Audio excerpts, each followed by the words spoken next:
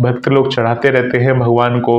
और जब बांसुरी जब चढ़ता है और अगर आपको वो उपहार स्वरूप आपको वहां से मिल जाए तो आपकी जिंदगी में बदलाव जरूर हो।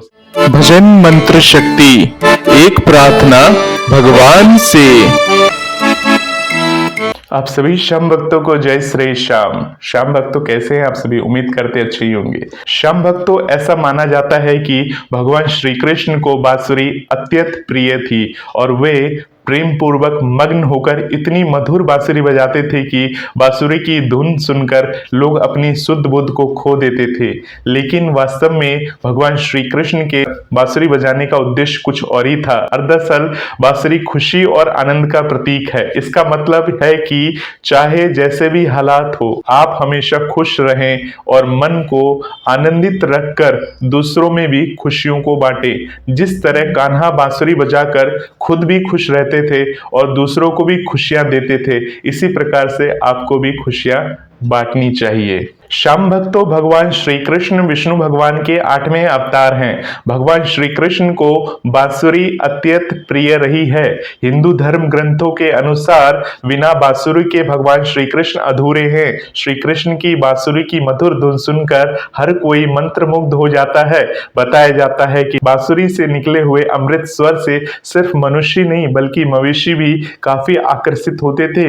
श्याम भक्तों, बांसुरी कहां से आई? श्री कृष्ण को किसने दी बांसुरी? एक पौराणिक कथा के अनुसार द्वापर युग में भगवान विष्णु ने श्री कृष्ण के रूप में अपना 8वां अवतार लिया था। भगवान श्री कृष्ण को देखने के लिए सभी देवी देवता धरती पर आए।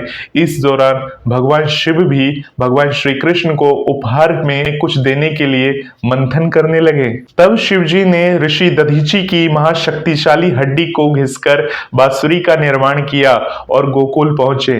भगवान शिव ने उस बांसुरी को भगवान श्री कृष्ण को भेंट की।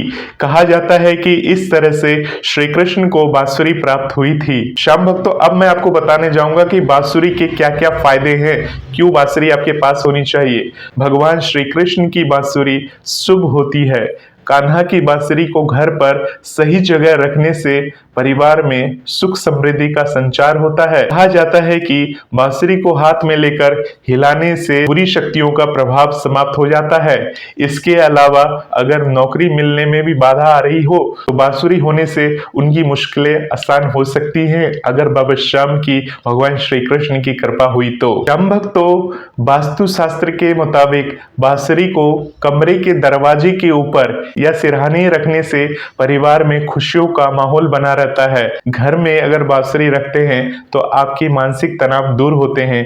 घर व प्रतिष्ठान के मुख्य द्वार पर बांसुरी लटकाने से घर में सुख समृद्धि और व्यापार में उन्नति भी होती है। तो इस प्रकार से बांसुरी के अनेक फायदे हैं जो आपने सुने। श्याम भक्तों, इसके अलावा बांसुरी में 3 गुण होते हैं। ये 3 गुण कौन से हैं सुन लीजिए, जिनसे हर किसी को सीखने की जरूरत है। हम भक्तों, ये बांसुरी है, इसका पहला गुण ये है कि इसमें किसी भी प्रकार की गांठ नहीं होती, यानी अवरोध नहीं है।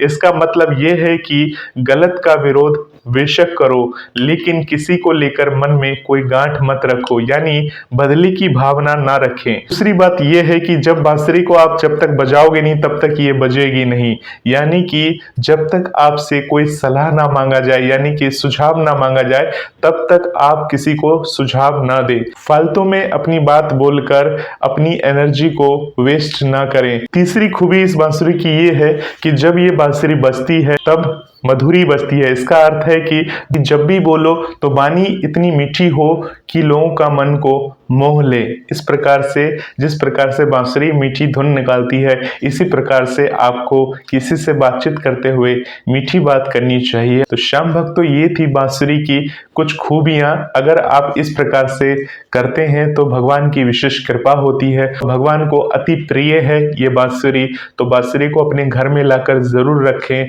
और इस प्रकार से बाबा श्याम का आशीर्वाद प्राप्त करें।